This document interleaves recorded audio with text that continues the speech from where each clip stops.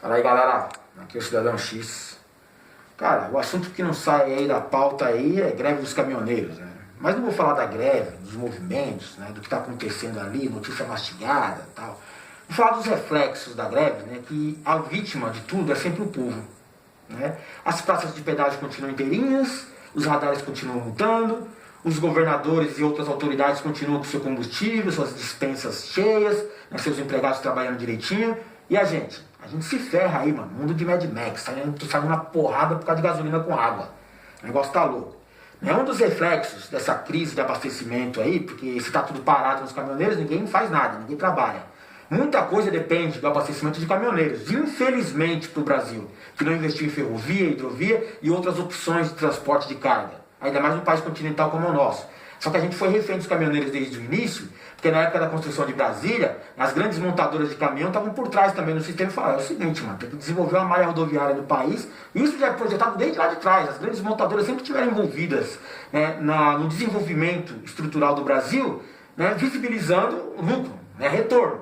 Né, hoje eles dominam o setor. Na verdade, hoje eles dominam o Brasil. Você está vendo aí, os caras sequestraram, né, o movimento de transporte de carga e a gente está tendo que pagar o resgate. Mas alguns setores são mais afetados do que outros, né, na parte imediata, né, como é o caso aí desse pessoal que trabalha com criação de animais de consumo, sejam suínos, seja gado de corte, seja frango. Né, esse pessoal aí depende de ração. Porque você já parou para pensar como funciona esse sistema de criação de animais de consumo? É linha de produção, cara. Você concentra um grande número de animais numa determinada jaula, num determinado espaço, alimenta os bichos lá à torta e à direita para ele ficar gordo rápido, porque é uma linha de produção, você tem necessidade de virar aquilo logo, né? Alimenta pra caramba o bicho, dá uns remédios, uns anabolizantes pro negócio lá, já bate, vende e já vem outro lote. E se faltar comida? Porque esses bichos não tem outra opção, eles estão concentrados num local fechado, justamente para ser mais fácil de você controlar e fácil de você alimentar. O bicho não tem que fazer nada, só fica paradinho, abaixa a cabeça e levanta, come e bebe, come e bebe. A ideia é essa, o bicho não tem que viver. Então, se o bicho está concentrado num local fechado, ele depende de alguém para criar ele. Alguém que forneça água e alimentação, correto? Então, se faltar alimentação, o que está acontecendo agora? Os bichos vão morrer, cara. Você não tinha parado para pensar nisso? Tem especialistas preocupados com essa situação. Vai começar a morrer os bichos e outra, vai ter reflexo para você também. Ah, morreu lá do criador lá, coitadinho dele, mas que se dane, né? Quero minha carne aqui no açougue. Só que é o seguinte, vai chegar mais caro para você depois. Que os caras não vão ficar com prejuízo, vão jogar a conta no povo. É sempre no povo. Entenda isso. Então, certamente, vai aumentar o preço do ovo, do frango, vai aumentar o preço da carne bovina, da carne suína. Certamente vai aumentar. E quem vai pagar é a gente. Eu falei para você, as autoridades estão com os dados garantidos com o nosso dinheiro ainda. E aí, como que faz? Está faltando alimento? Em alguns setores, como é o setor aviário, né, criação de frangos, por exemplo, tem um processo meio curioso para observar com vocês aí, e que eu posso fazer uma comparação que você nunca tinha feito.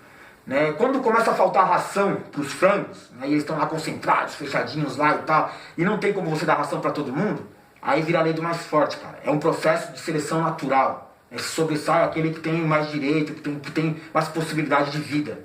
Então os frangos, eles começam a se atacar. Por quê? Porque, pô, se eu eliminar a concorrência, vai sobrar mais para mim. E aí gera um processo esquisito de canibalização, por quê? No meio desses ataques, o bicho que está passando fome olha o outro ali que também está tomando a comida dele, aí ele ataca. Só que aquele lá também, no frenesi do momento, todo mundo começa a atacar, a vítima mais indefesa, né? Um ser humano ou uma ave, né, que é doente, precisa ser eliminada, é assim que pensa sobre a seleção natural. Né? Então ela não vai ajudar no grupo, né? Ela está arrastando o grupo, na verdade, então elimina logo isso daí. Né? Então o grupo mesmo, no frenesi do ataque, começa a atacar o bicho. E alguns percebem que, pô, dá para se alimentar daquilo, tá faltando comida, mas esse bichinho aqui é gostosinho, frango. O ser humano não come frango, por que eu não vou comer? O frango até pensa nisso e fala assim, então vou dar uma beliscada aqui, gostei, vou provar. Outros veem aquele movimento e começam a provar também. Então os frangos começam a se canibalizar. Não, você não sabia disso? Pode pesquisar que você vai achar. Eles começam a se atacar, né, e essas vítimas de ataque acabam sendo, né, devoradas pelos outros. Né? Por quê? Porque eles estão passando fome.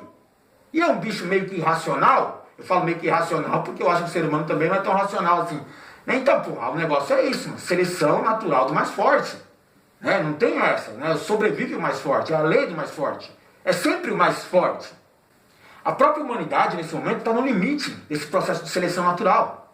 Né? Você já ouviu falar de teoria malthusiana? Malthus era um matemático e tal, estudioso aí do passado, né? E ele fazia alguns cálculos, né, em relação ao crescimento populacional e a questão da produção de recursos para sustentar esse povo. Né? Tinha muito mais gente nascendo do que a terra é capaz de prover recursos para eles. Ainda que hoje algumas pessoas veem defeitos nessa teoria, dizendo que a automação dos meios de produção, a melhora das condições, né, consegue sustentar de certa forma o crescimento populacional, né, alguém faz algumas contas também que não bate. Né, faz a conta e fala assim, pô, tá nascendo muito mais gente, né, e é por isso que gera miséria, peste, fome, guerra. É por isso. Porque não tem como sustentar todo mundo. Principalmente quando existe uma elite que comanda todo o sistema, que concentra grande parte dos recursos das riquezas.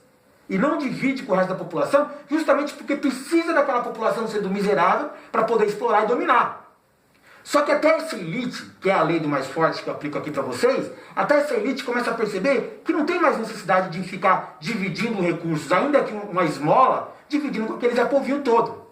Né? Os caras sempre precisaram da miséria da população para dominar, porque eles precisavam de escravos para sustentar o sistema dele.